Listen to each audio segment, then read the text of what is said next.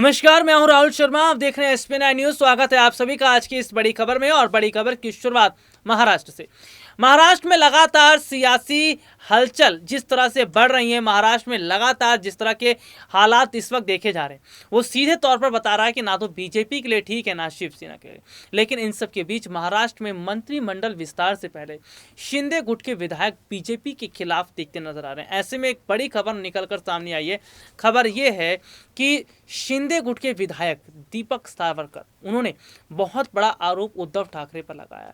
उन्होंने कई बड़े खुलासे उद्धव ठाकरे को लेकर किए। पहला खुलासा उन्होंने ये किया कि उद्धव ठाकरे की कुर्सी जाने के बाद उद्धव ठाकरे ने मन बना लिया था कि वो पीएम मोदी से मुलाकात करेंगे और जैसे तैसे करके सरकार में बने रहेंगे। इसके साथ ही उन्होंने सुशांत सिंह राजपूत का जो केस हुआ था, उस मामले पर भी बड़ा खुलासा किया।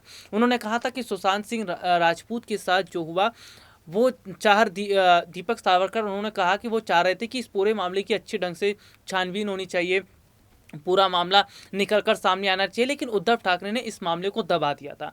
तो ये देखा जा रहा है कि जो पार्टी के लोग, जो विधायक पहले शिवसेना के साथ थे, उद्धव ठाकरे के साथ थे, वो शिंदे गुट के साथ आने के बाद जिस तरह लगातार एक के बाद एक कई खुलासे उद्धव ठाकरे पर कर रहे हैं, ऐसे में उद्धव ठाकरे की मुश्किलें बढ़ रही हैं। मेरे पास कुछ रिपोर्ट्स हैं और वो मैं रिपोर्ट्स अपने दर्शकों को ज़रूर पढ़कर बताना चाहूँगा, क्योंकि ये रिपोर्ट्स बहुत इम्पॉर्टेंट है।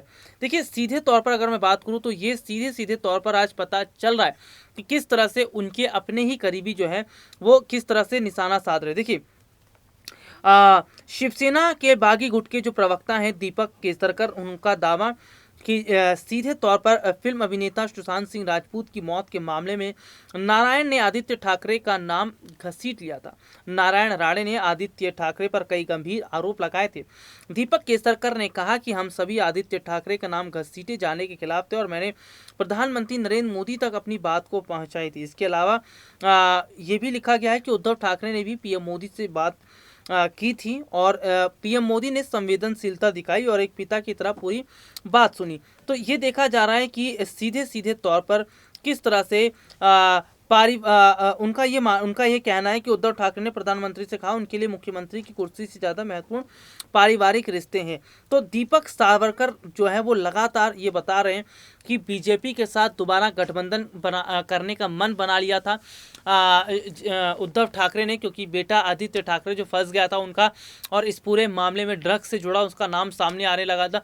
तो ऐसे में देखा जा रहा है कि लगातार उद्धव ठाकरे जो है वो काफ़ी समय से कोशिश कर रहे थे बीजेपी के साथ हाथ मिलाया जाए, लेकिन एकनाथ शिंदे ने एक अलग ही गेम खेल दिया। एक अलग गेम खेलते हुए बीजेपी के साथ हाथ मिला लिया और यहाँ पर जो उद्धव ठाकरे, उनकी दाल नहीं गल पाई है। तो महाराष्ट्र कैबिनेट का विस्तार होने से पहले उद्धव ठाकरे पर दीपक सावरकर का खुलासा ये बता रहा है कि किस तरह से उद्धव ठाकरे जो है वो सरकार में रहकर, मुख्यमंत्री पद पर रहकर बहुत सारे ऐसे केस थे जिनको दबाने की कोशिश उन्होंने की, जो उन्होंने दबाया।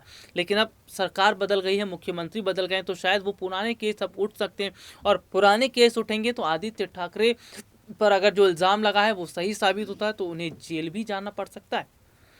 आज के लिए इतना ही। आपसे फिर दोबारा मुलाकात होगी, तब तक के लिए इजाज़त दीजिए। नमस्कार।